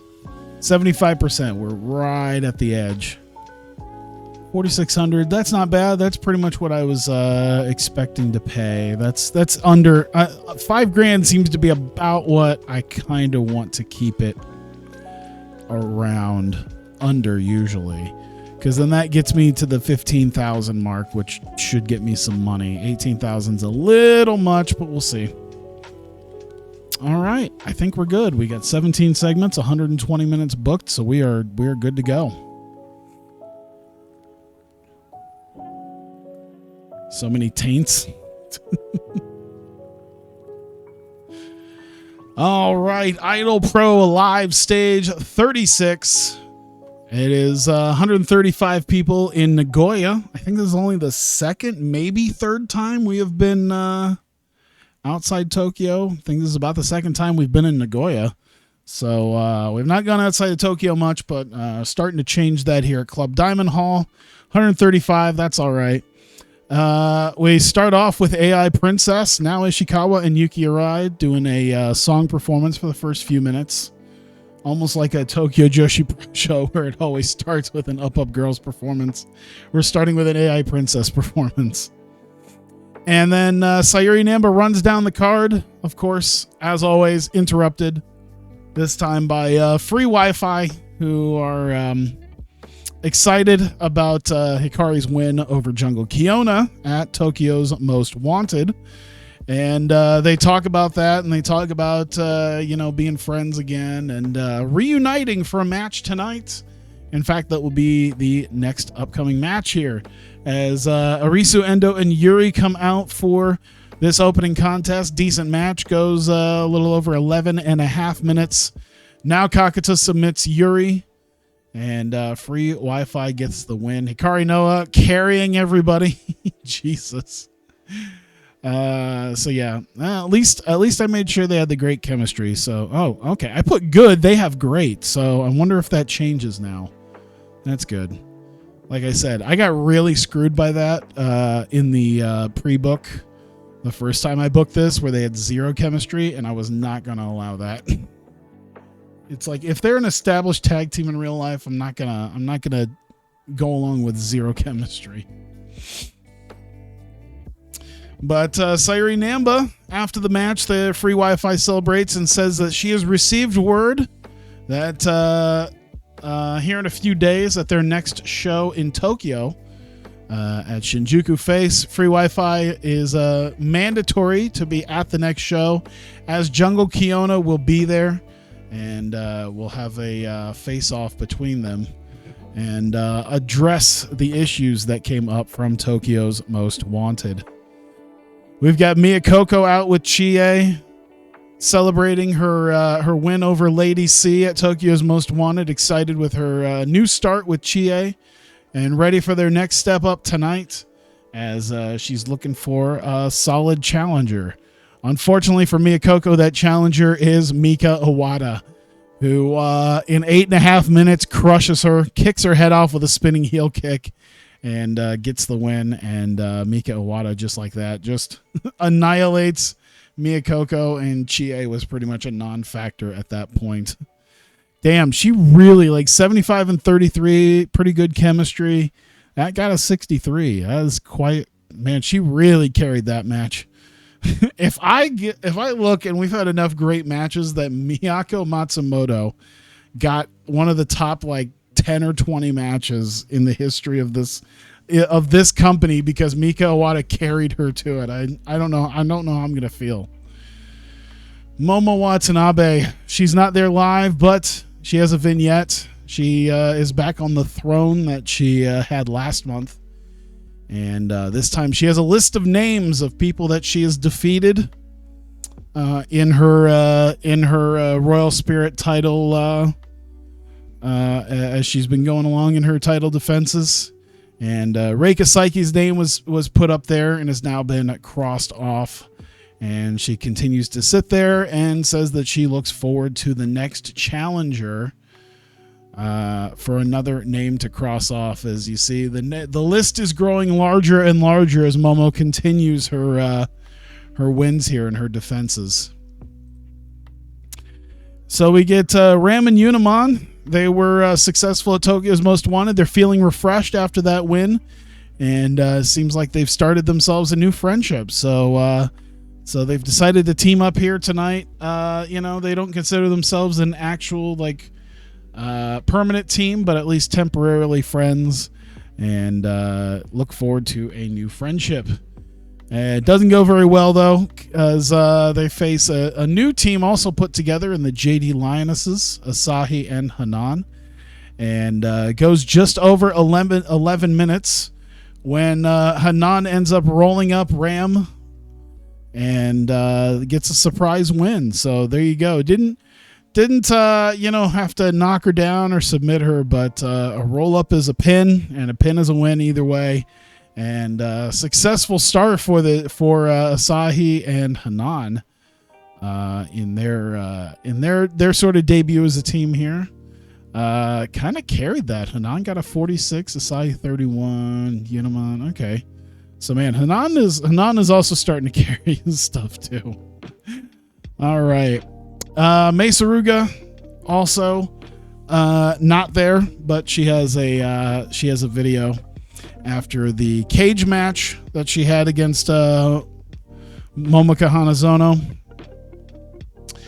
Talks about Tokyo's Most Wanted and her win in that cage match. She's still banged up. She's still recovering, but she's got a few more days before they're back in Tokyo for the next live stage, and she'll be back at the next event in just a few days. So there you go. Did not do well, Jesus Christ. She does not know how to talk, I guess, which is weird because I don't think that's true. Speaking of people who maybe aren't the best talkers, Sayakami Tani. Once again, she found some success as Tokyo's Most Wanted as well. And she's looking forward to potentially challenging for the Royal Spirit title. It's been something she's been wanting to do. She's fallen short a few times this year, and is looking to hopefully finish the year off with a challenge for the Royal Spirit title. So we'll see if she can do that. She does have a 3-way coming up here against Honori Hana and Haruna Neko. 13.5 minutes was all it took. Haruna Neko went first, and then Honori Hana gets pinned, and Sayakami Tani gets the win there. Honori Hana really carried that one, Jesus. But nonetheless, Sayakami Tani gets the win, and a little bit more success and a little bit more momentum coming out of the big show last month. Strong Kickers come out. Of course, they were successful in their tag title defense against I think it was Risa Sera and Maki Ito, with the surprise Maki Ito partnership there with Rina Yamashita not being able to be a part of it. So Strong Kickers come out with the belts, insult the crowd and all the presumably overweight salarymen with their giant cameras at ringside. And then talk about how Mari Koto won their number one contendership match at Tokyo's Most Wanted. Laugh at the idea that with all the heart in the world that they've had, they have just not been able to beat them ever. And laugh at the idea that they think they could just strong head and heart their way into becoming tag champions.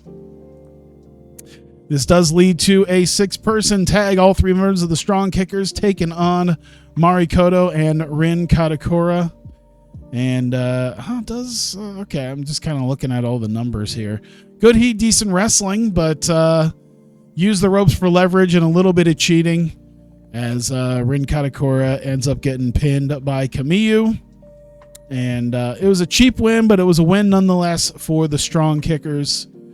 And let's see here. Kamiyu and Maria kind of carried that. Kohaku was there too. Rin did Mirai's doing a little bit better, and Marika is Marika. Marika is definitely the weak link.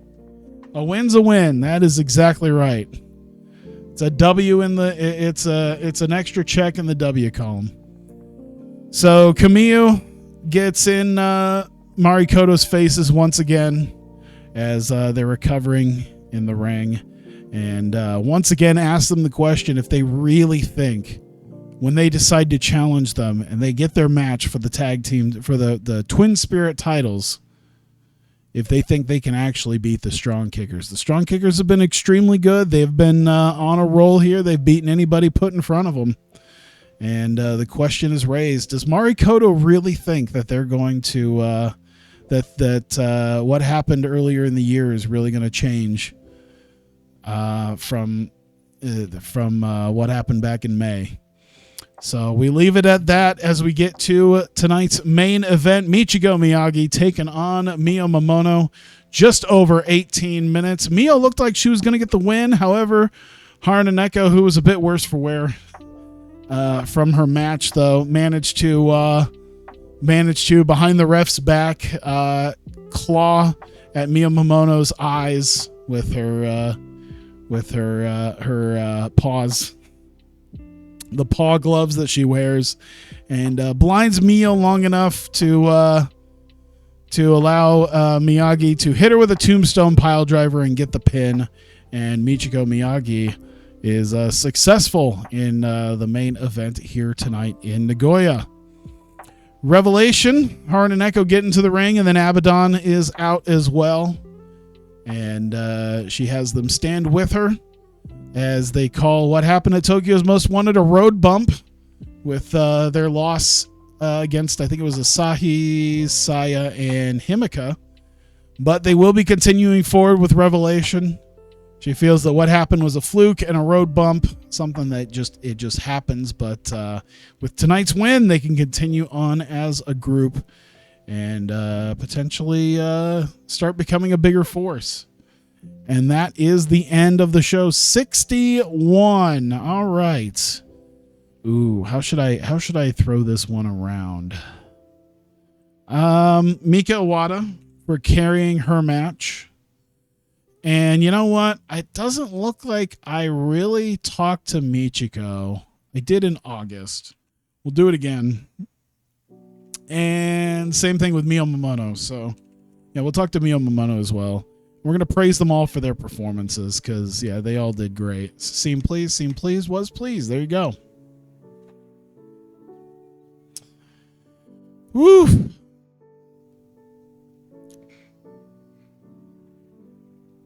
Only 130 people. And yeah, I mean, it's the spillover. I think that's the main thing with the 130 people is it's the spillover.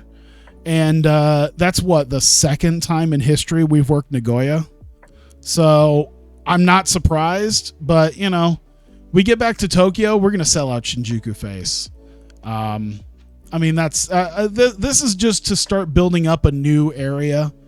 And I know there's going to be growing pains with that, but yeah, we'll be right back in Shinjuku. We'll be right back in Shinjuku next week and sell the place out. So I'm not too worried. I figured, you know what? If we can sell the place out twice in a month, we can do one of our shows at another deal here. Do I have TV at the moment? Kind of, sort of. I have YouTube. That's about it. I run our big shows on YouTube in America, Canada, and Japan. That's pretty much it. So I'm starting the whole 2-month process, as you can see. Shining Stage in May, Summer Gate in July, Tokyo's Most Wanted in September, and then we'll have Step Up in November. So every 2 months, at the end of the month, we have a major show that gets broadcasted. But yeah, the one downside is I don't really have the money to broadcast all the shows. So I just do the big ones for now, and hopefully we can afford to, you know, kind of do it more often. I don't know if I should do TV tapings. TV tapings seem like, because TV tapings really aren't a thing in Japan, I don't think. Like, they do shows in TV studios, but they don't really do anything like your traditional, like, you know, Dark doing a month's worth of shows in one shot, or when TNA would do a month's worth of shows in a couple days. A mechanic where you can sell footage to people rather than have proper TV deals. I feel like I'm wondering if tour highlights is a big thing with that. Because when you look at the broadcasters, you see tour highlights. I wonder if it tells me tour highlights. Broadcasting deal special case. It's only for company to use a touring schedule. Not linked to a specific TV show. Automatically shows highlights and matches from tour shows. Quite important for a touring company. Offsets the cost, increased cost of number of shows. Works like a normal broadcast, making money off the broadcaster. Yeah, massively reduced rate compared to a full live show. Gaining and losing popularity in all the regions. The highlights are being broadcast to massively reduced, doing to being a highlight package. Okay, so they don't get the gains and losses that you would for an actual live show or probably even a taped show. But yeah, whatever show they run isn't set to tour will automatically be taped. So yeah, I wonder because, you know, when you look at finances, it's an extra like $3,000 to do these shows. I mean, in some cases, yeah, in some cases it was more, but yeah, it looks like about a difference of about $3,000 or so. So I'm wondering how much money it costs to do tour highlights, because you're taping it, but it's not a full live show. So I don't know.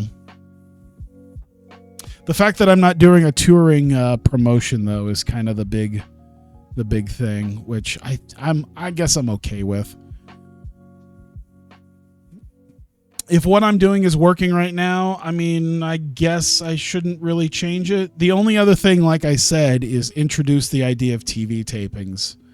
Maybe do 2 shows at 2 hours apiece like I do, but then run them as separate 1-hour shows.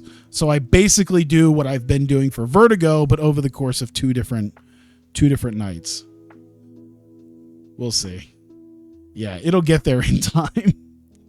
We'll get there. Eventually I'll see an actual television station. Maybe by that time I'll just have my own broadcaster. We'll see what happens. We're looking at Tuesday, week 2. So literally like, what is that, 3-day turnaround between the Nagoya show and the Tokyo show? Yeah. All right. Was there anything here? Zoe Lucas won a title. Is she back at, I forget. Suzuki-gun officially ended. Oh, geez, finally. This is about the time they ended last year, wasn't it? Or that was like, it was right in January? Was it right at the top of the year this year? Zoe Lucas was supposed to be back wrestling in real life. I don't remember if she was or not. All right, we'll sign those guys. There we go. Oh, yeah, that's another thing I'm going to have to worry about at some point, because my production is balls. My production is really balls. So that's another thing I'm going to have to worry about at some point, too, is actually bringing up the production quality. Unlearn, you weren't immediately raking in cash in the mid-'80s. Then again, nobody didn't grasp the concept. Didn't know who these guys were. Yeah. I actually kind of like it. I kind of like the idea that, you know, because I've seen a lot of people who do, you know, WWE, New Japan, AEW, all this stuff. And it's just like, you don't have to worry about finances really ever with that, because you make so much money at a certain point that it's almost non-existent to even worry about. So I kind of like the idea of this local thing where it's like, yeah, I didn't use Matt Cardona at all in my TV tapings because he's like $600 a shot. And I don't have $600 to just throw away at him to show up every week. I'll have him show up at the pay-per-view. Oz made a contract over to Miyu Yamashita. Interesting. Big R Shimizu won the IWGP US title over Bad Luck Fale. What a deal there. Another Dragon Gate guy that they pushed. He's not called Big R Shimizu anymore. I forget what he's called now. Let's see. Yoshiko quits Oz.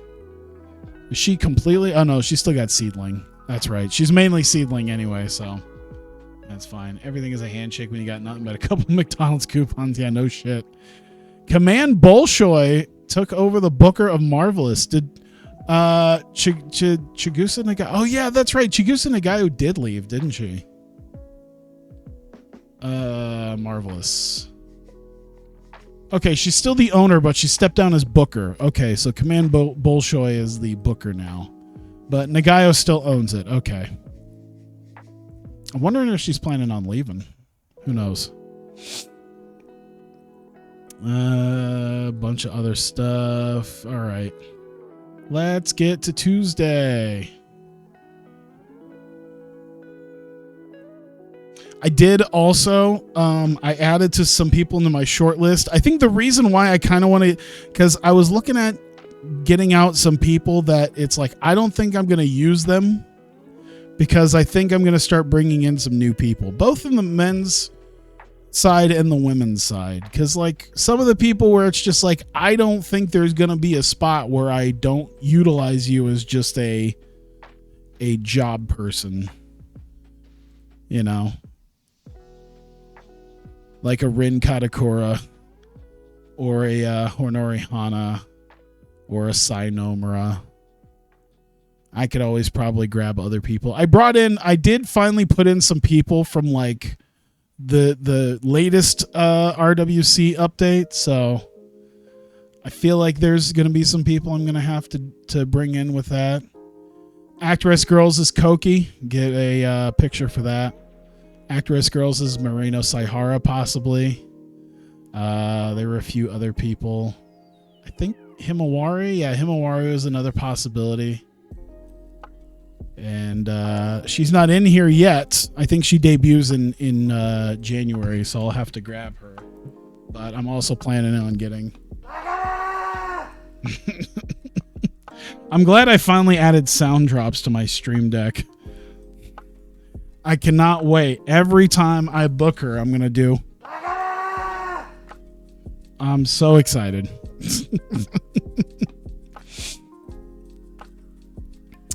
All right, so we're at the Tonight Show. And so, yeah, there we go. We got all the TV tapings done for Vertigo. Everything is set for Neon Zero at the end of the month. We still got 2 more IdolPro events, so we've got a grand total of about 6. We've really split up the booking to about 6 and 6 hours, so there you go. Not a ton of money, but I think we'll be getting a good chunk of that back here with ticket sales very soon. So I'm not super worried about that. And Vertigo's just sitting there making money right now. We're already taking a good chunk back, so I'm feeling good about that. All right, well, there we go. So let's see. Yep, and then the upgrade process for both of these are going, so I'm not too worried about that either. All right, well, thank you guys. I appreciate you guys being here. It's been just about 2 hours, and I need to look into heading to bed. So there we go. Be done with that. I feel like I should do something a little bit different next time. I've been working on like a hockey thing. I've been working on a hockey thing with one of the GameCube versions of hockey. I'll probably end up doing, but yeah, I've been doing that. Maybe I'll show that off a little bit like I did with arena football at some point. But yep, I appreciate you guys being here, and yeah, I will see you all next time.